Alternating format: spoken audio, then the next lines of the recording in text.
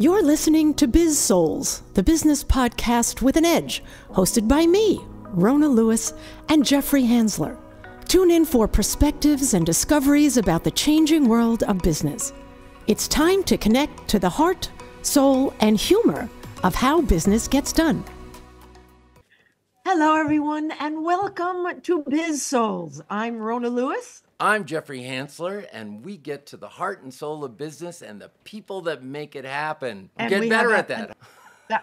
I'm very impressed that you remembered. And if you guys have been watching and listening, I sound a little different. I'm nursing a cold, so my voice is very low and throaty. So we will try to make this as the least pornographic as possible as we go through this.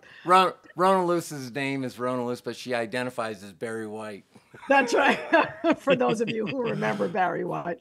Anyway, we have an awesome guest today. He is my friend Darryl Edwards, who I met at the Playposium event. When was that, Darryl? Like a month or two ago? Yeah, was it early February? Yeah. And it was super fun. And Darryl, I'm going to read your official bio. I took this from LinkedIn. Darryl Edwards is a former investment banker, technologist, turned movement coach, fitness author, physical activity, health, and play researcher. He is the founder of Primal Play Method. The Primal Play Method fuses evolutionary biology with the science of physical activity and play psychology.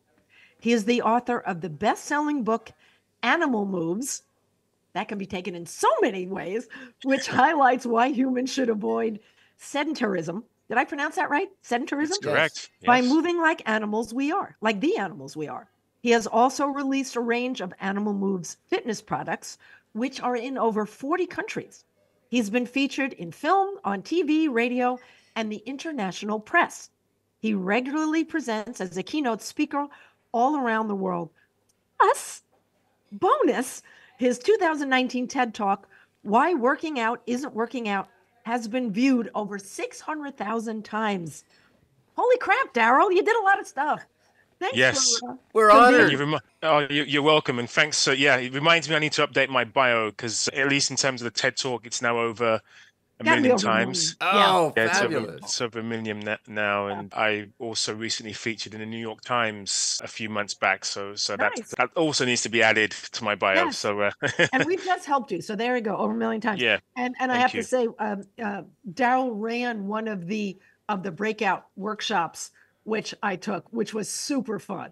You know, I love anything physical. Jeffrey and I both are, athletes, and we do a lot of exercise and things like that. And this was so different and really fun, so that you don't really realize that you're doing something healthy just because it's fun.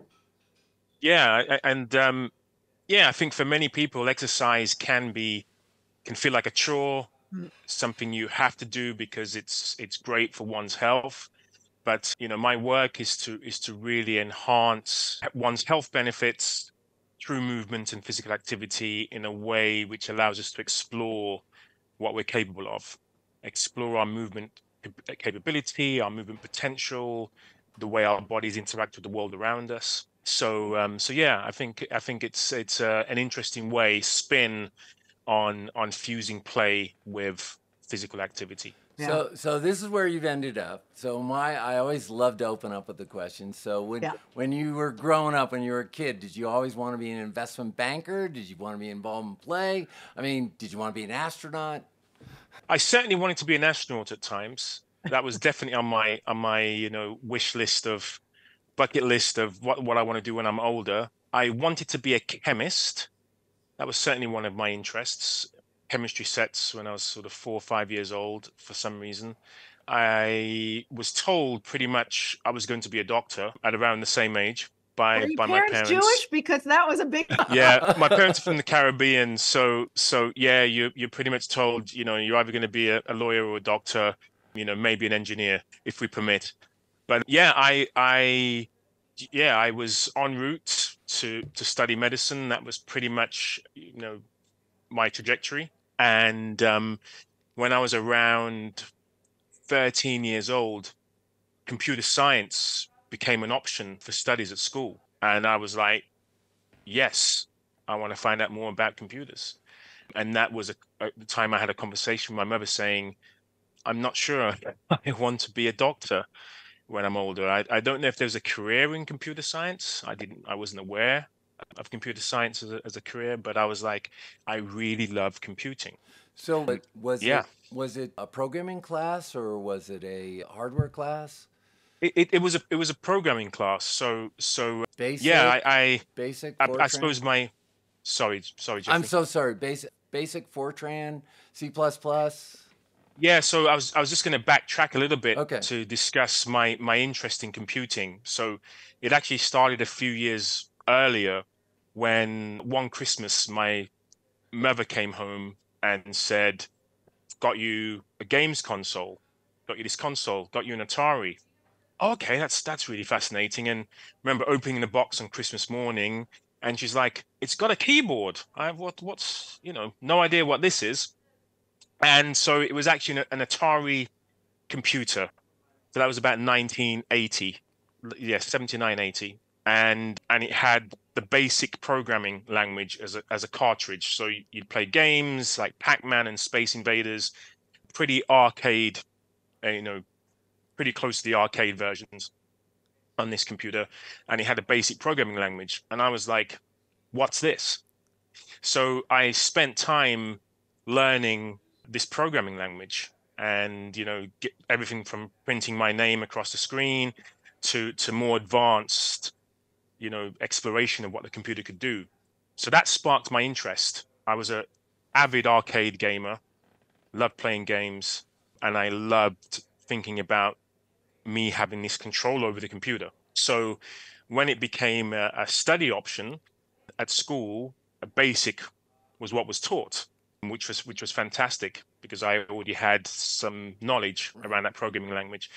And then as I continued to study it later on, then there was other programming language, and obviously hardware was covered and became much more in depth. But I realized medicine wasn't the way to go for me. So I studied computer science as my undergrad degree, and then I studied a master's later on in computer science. And so, how did that lead to investment banking? And what did you do in investment on the tech side? Were you putting together the networks? Were you developing the algorithms? So yeah, so I started off working in software development, and I worked for Microsoft in the mid '90s. So that was my dream job, working for Microsoft. At that time they were certainly the premier tech company in the world, and I remember being offered a job, and I turned Microsoft down. Actually, that's what happened. I turned them down because back in those days they weren't paying very well. And it was like, if you're working for Microsoft, you're lucky to work for Microsoft. And I remember saying to myself, not quite. I really could do with making some money. And so I got an offer by an investment banking, finance company initially, who were investing heavily in technology. And so I started working within finance.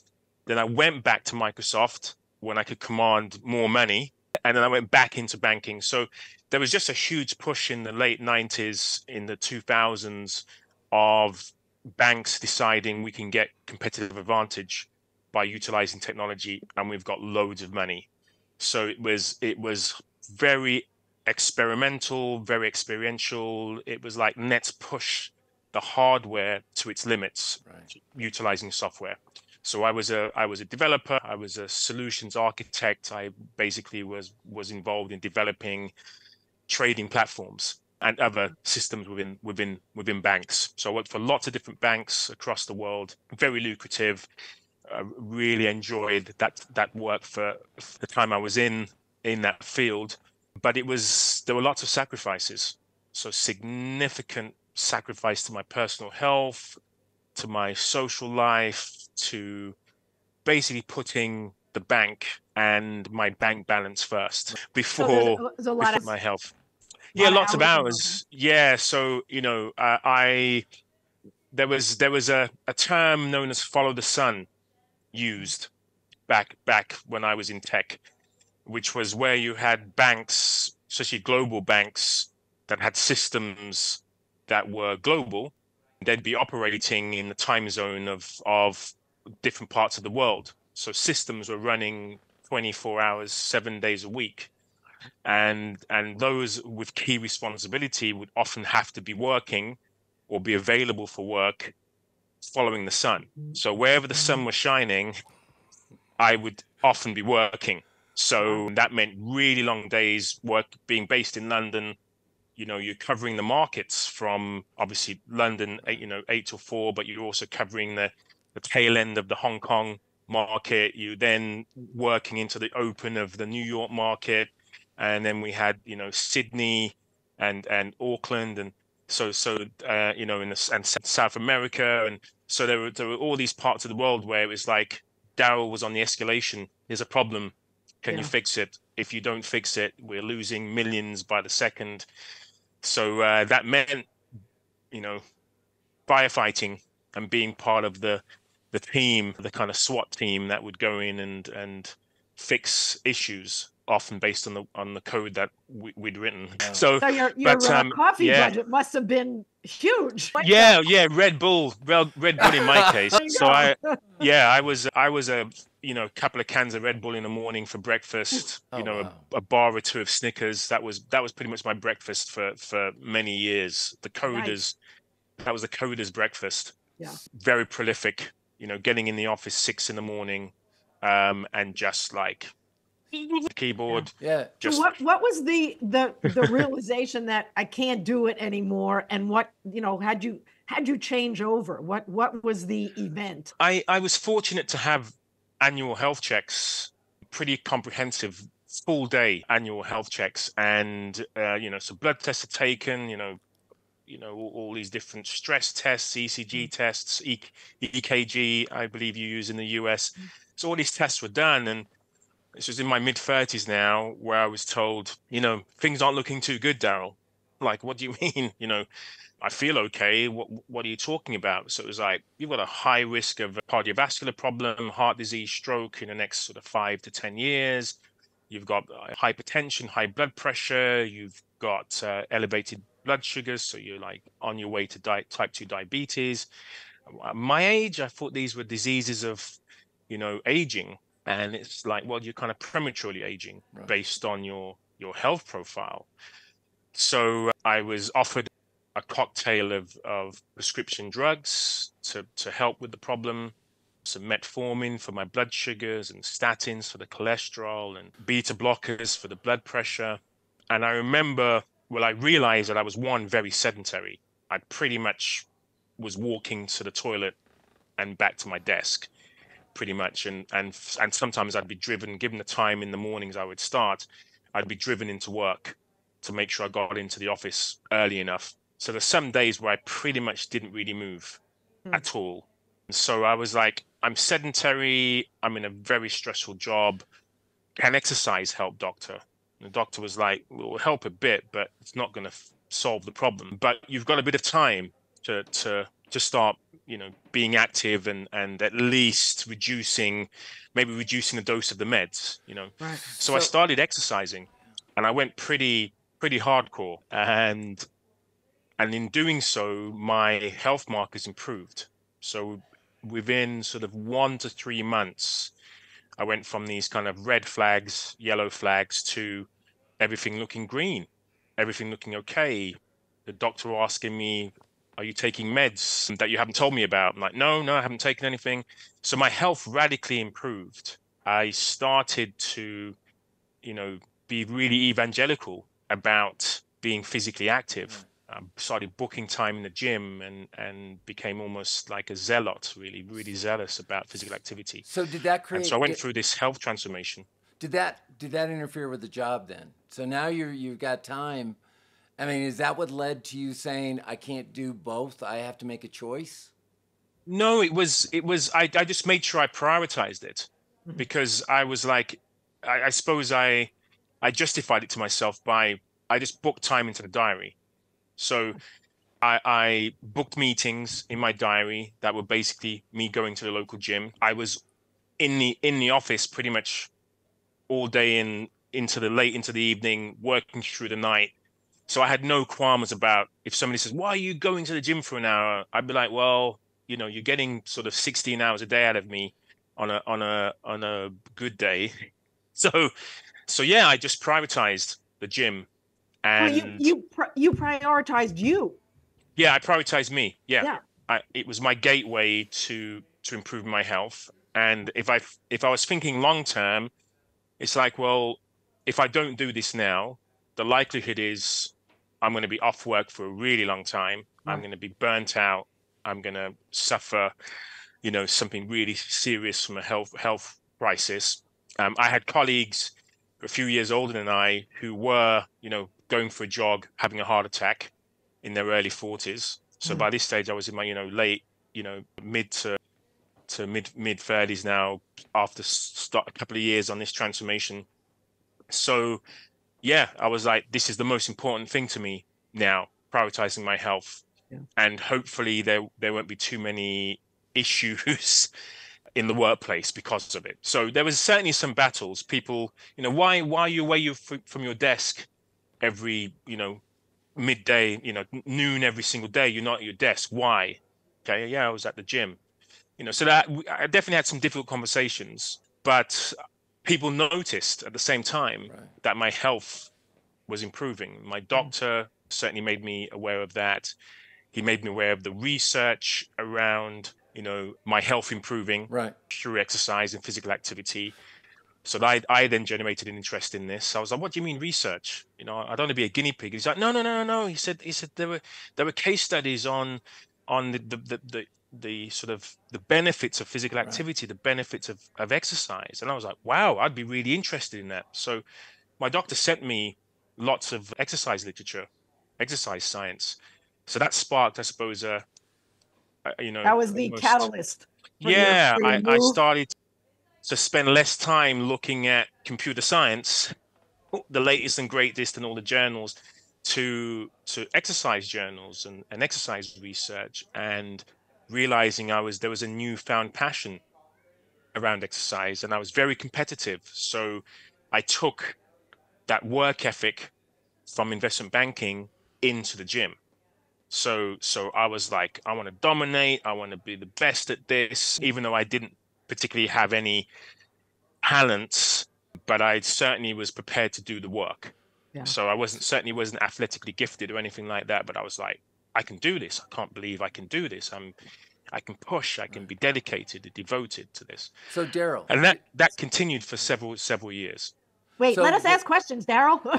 So ask questions. So the transition into what you do now from there was it a decision where you had to walk away from a lot of money and just take a chance? And you did this out of passion for your health, or what drove it? Or did they do a huge layoff? Yeah, no, people started asking me, what are you doing? Why are you doing this? You're looking great. Tell us about this lifestyle change. And initially I didn't feel, well, I wasn't qualified to share what I was doing. I didn't know the benefits. So I was like, okay, I need to get educated in this. I became a personal trainer. I became a nutritional therapist. I started to get educated, started to get mentored in that space. And then I considered that maybe I could do this as my passion project. Maybe I could leave, open a gym, maybe a gym in the city with members who work in banking. Like that seems like an ideal project for me to maintain, really good income, working bankers really hard in the gym. So that was my initial thinking around how I could make a business out of my passion. So my personal journey sort of bled into me wanting to learn more and cross training. Right. And then there were other sort of stepping stones, which we'll discuss based on your question, Rona. So yeah, so there were some stepping stones leading me to where I am today. So how did you get in just from basic? What's interesting also is that is actually what happened to me when I left the advertising and marketing and went into fitness. I became a trainer for a while and got interested in nutrition and all that, and that led me into play. So how did you go into just from the basic fitness and nutrition to primal play and the play psychology, and how did that all fit in? I suppose I almost burnt out within fitness, because I had this like incredible kind of like crescendo, this incredible buildup of like, wow, this is amazing. All I want to do is anything related to fitness. I want to go to all the different fitness conventions. I want to learn more, and I want to make a living out of this. But there was, on the other shoulder was somebody saying, hold on a second, you don't really enjoy this. You love the goals, the outcomes, but you're not enjoying the process, are you? And I'm like, yeah, you're right. I'm not enjoying the process at all. Wait. I'm still clock watching. Wait, the process of working out, the process of building the business? The process of working out, the process of being in the gym and doing another 10 reps. Yeah. The reps, the sets, programming. It's basically like just regular bodybuilding sort of workout. It's because it can get very boring. Yeah, it just wasn't. It just no longer became exciting, and I started to procrastinate, and I was having injuries that I was like, why am I getting injured when I'm working so hard, when I'm doing all the right things, and I'm fueling and recovering, and why? But it's and I would say even at that time my training was very functional. So I got into functional fitness. So I wasn't doing the kind of bicep curls in the mirror. It was more, the tire flips and the kettlebells and Sure. it was, and the Olympic lifting. I was, so I was a, early CrossFit adoptee, so yeah, it was quite interesting and varied, but it was absolutely, it was boring. The only thing I wanted was the end of the workout to happen, so I could go, wow, look what I've just done. Right. Look what I've lifted. Look what I've pushed, pressed. Look who I beat. My name's on the board. Great. Who can I tell about what I've done? That was pretty much all I was concerned about. And so if I wasn't number one on the leaderboard, problem. If I didn't smash my personal best, problem. If I didn't feel as if I was progressing with periodization, problem. So I realized there was no joy in the process. And so I started asking myself questions around what can I do to enjoy movement? And I was like, I know I need to do something different. When was the last time I enjoyed movement? And there were two moments for me. One was when I was a kid outside playing all day, and pretty much my mother having to drag me inside because I'm like, I just want to stay out. I want to play. Sun's down. It's not really dark. I want to continue to play. Friends are still out. Play.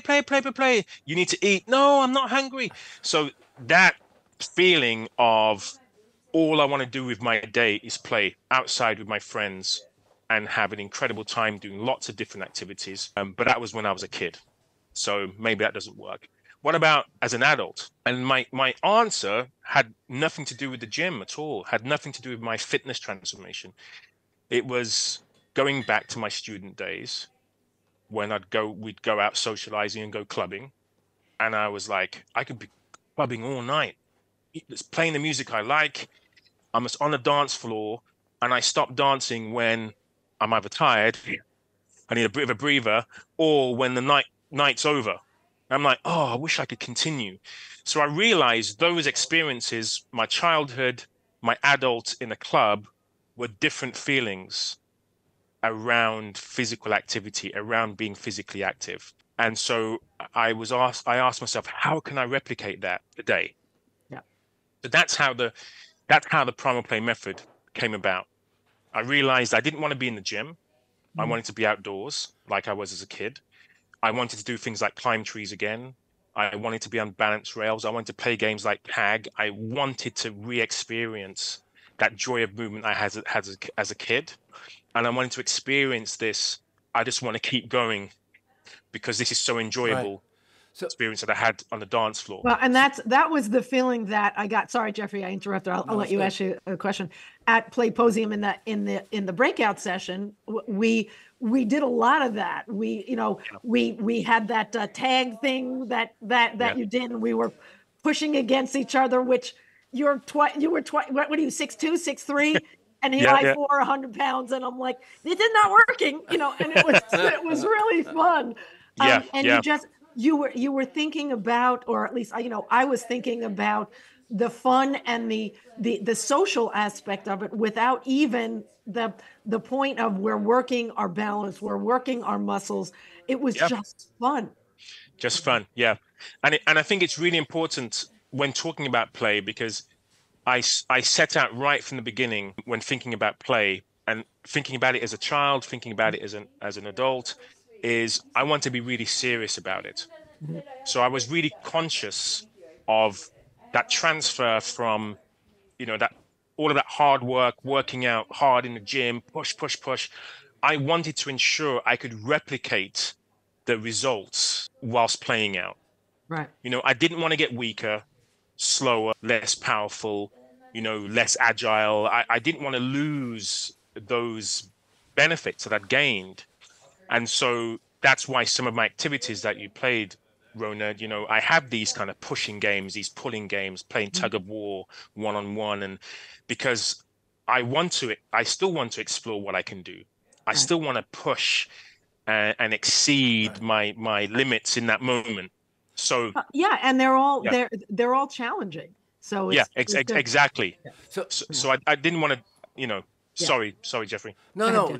So the impression I'm getting is this was really a passion project for you, and you weren't at this point thinking about monetizing it, or were you? I mean, how do you had to make a living? No. Unless you sold the Bentley or whatever.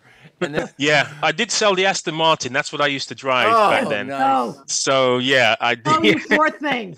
I did have beautiful James Bond car. Yeah, it initially it wasn't about monetization. Initially it was about, I want to stop procrastinating.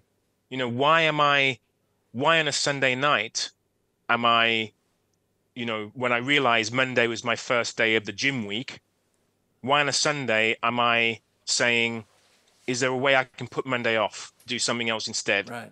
I'll go Tuesday instead. And then by going Tuesday, I'm, the week is disrupted then, because, I had one day on, one day off, so it was like, if I do that, then that's going to bleed into like Saturday, and then I can't really do Saturday. So that means only 2 days this week. So anyway, I realized I was finding excuses not to go to the gym. And, maybe, so because I've disrupted the week, I might as well go next Monday. Right. And then that next Monday sometimes became next month. And I was like, but I love exercise. How this thing that I love, why am I deciding that I don't want to do it? Right. So that initial decision, that eureka moment, was purely for me. Yeah. Like, I realized I need to have joy in the process. If the outcome leads to the promised land, great. If it doesn't, great. But what I need to know is I'm going to want to go to my movement session tomorrow. So that Sunday night became, yes, I can't wait to do whatever I'm planning to do tomorrow, because I'm going to have so much fun. So my guess is that you research things. So when you had this epiphany about you need joy in your life, did you start reading about play or joy or adults, or? Not initially. It was the answer was self-fulfilling. I looked at my history. I looked at what brought me joy, and I was like, I need to recreate this. Right. And so me recreating this was, me going outside, me bear crawling, me, pretending to be an animal, me like balancing on railings, me climbing trees, me lifting rocks, logs, that to me was just like, this feels great. I don't know how heavy and you these were being things are. Basically, because that's what we did when we were kids. Yeah, I was just being a big kid. And so I proved it to myself that this was worthwhile doing. Yeah. Then I started to get people who would notice me in my local park going, You know, what are you training for? What are you doing? Why are you doing this? I would have to justify, you know, I felt I had to justify why. And in that justification process, I realized there were lots of benefits in doing this, not just for me, but for others too. And people wanted to become my clients. So that was the initial stages of me thinking, wow, people are asking me, they want to join in on this journey. Right. You know, they see me climbing a tree and they're like, you know, did you get permission to do that? No, not really. But I think in this park, you're allowed to climb trees. You know, well, no one else is climbing trees. I know, but I want to do it. Okay, can we do it with you? Yes, but I'm going to have to charge you for that. Of course, we weren't expecting it for free. Anyway, so I started getting a client base whilst I was still working within banking. And I suppose that was my prototyping phase of me playing with others The as an universe was adult. telling you this is what you should be doing. Yeah, this is my path. And then I suppose fast forwarding that is I realized I had to develop a, you know, not that I didn't have to, but I wanted to develop this methodology, this system of movement. And so I had these three pillars, the you know, evolutionary biology pillar, the exercise science, exercise physiology pillar, and then the play psychology. So that research led me to this interest around natural, primal, instinctive movement, how our bodies were, you know, evolved to move, and in environments that we were in, to then looking at how the science of today validates that. You know, what happens to our cells when we exercise? What happens to our brain when we exercise? I want to understand this because I want to sell this benefit to my potential audience. And then finally, I'm like, if I'm not careful, this is just going to become hard work and like tough and challenging and not fulfilling during the process. Right. So that's when I added play psychology. I was like, how can I get people to fall in love with movement? And that's where play came in, because I So just realized that's the premise for your book, right? All those three pillars, right? Yeah, those three pillars. Yeah, so that those three pillars became the Primal Play Method. Animal Moves is, as the book is one, I suppose it says it's a subset of that, of all of that. But yeah, for most of us as humans, we're so disconnected from our evolution. We're so disconnected from the fact, you know, we find it uncomfortable to think of ourselves as animals. Like, oh my gosh, what are you talking about? You know, so we're disconnected from our instincts in relation to movement. So and go ahead, finish, and then I'll ask another question. Yeah, so because of that, when we exercise or we're playing sports, we become really good at those exercises that we do, or we become really good at the sports that we play. But we forget that in terms of our evolution, we were meant to be generalists of movement, like having all these varied capabilities, that we're kind of a Jack or Jane of all trades. We can kind of do lots of things. As opposed to sports specific. Yeah, as opposed to sports specific, as opposed to just exercise movement patterns, as opposed to just moving in one plane, right? Up and down usually, or forwards. So it's like, yeah, we should be moving in 3 dimensions. We should be expressing ourselves with very slow movement, very powerful movement, agility, balance, coordination. So let me ask you. So what's a good tip? Because we're gonna it's time to go, and I want you to share a tip or two for people who might not understand this, and you know, how can they, besides getting your book Animal Moves, what would you recommend for people who aren't athletic and who do work a lot? You know, what can they do to start getting more life balance and getting a little bit more in shape? I would say, you know, we'll call it ABC.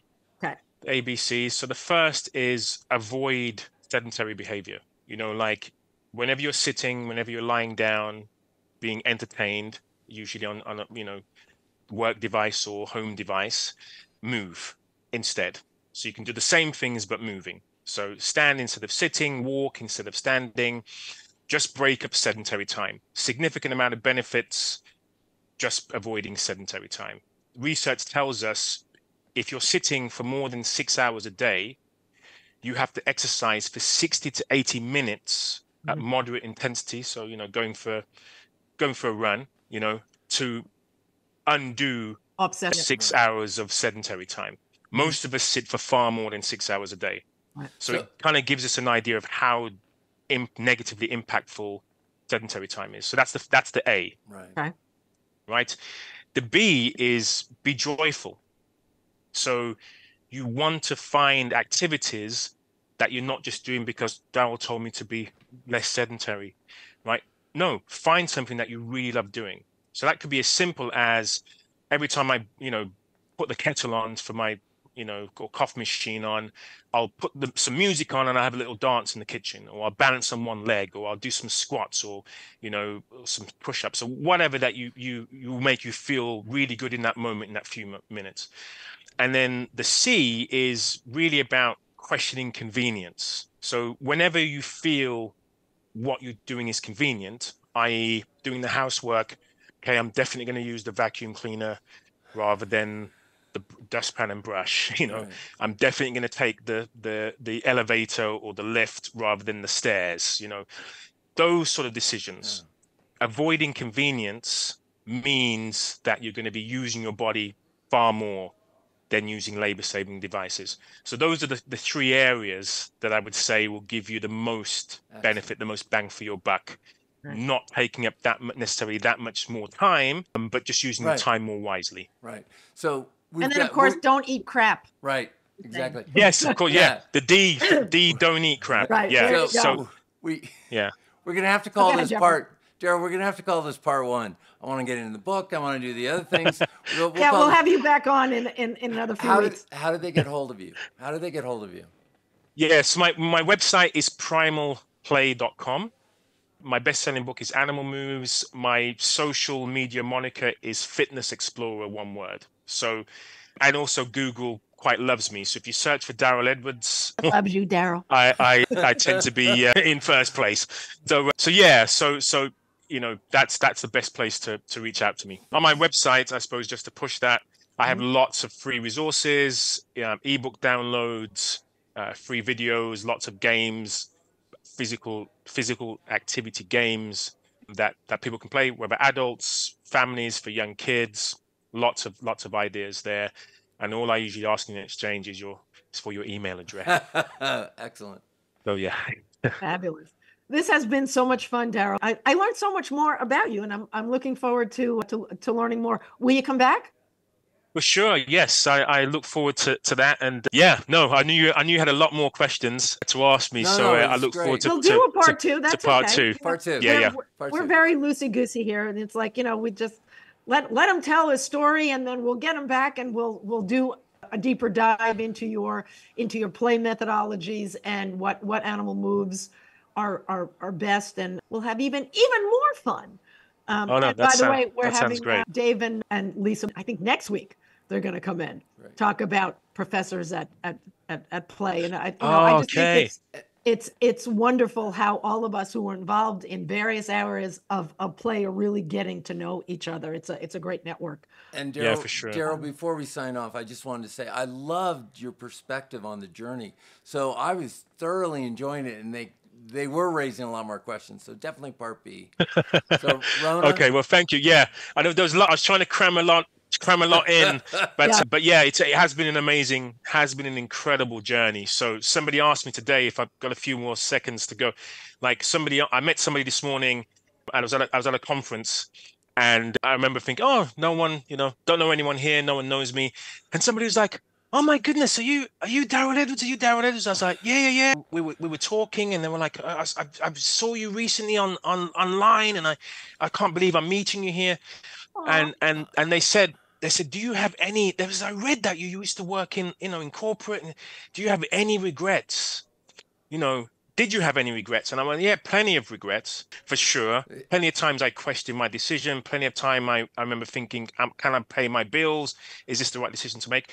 But I went today, as of right now, it's so incredible freeing to feel in control of your own destiny, and to realize that it's all about me now. It's not about, I don't have to please my employer, my boss. It's all about me. And with my focus on play, it permeates throughout every single day. I'm constantly seeking joy and pleasure. And that's so rewarding. You can't put a price on that. So yeah, it was really fantastic having this conversation with somebody at the start of their journey going, I want to get out of the corporate space. I really want to follow my passion.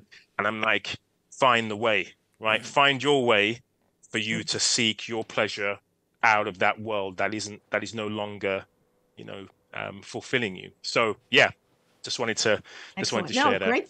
Great story. Great story. Yeah. Thank you. All right. Well, that is it for us. Thank you so much for being here from across the pond, Darryl. We so appreciate it. I am Rona Lewis. I'm Jeffrey Hansler. And this has been Biz-Souls. We'll see you guys next week. Thank you. You've been listening to the Biz-Souls podcast with your hosts, Rona Lewis and Jeffrey Hansler. Did you have fun? Subscribe, rate, and leave a review. It's very much appreciated. Talk to you next week.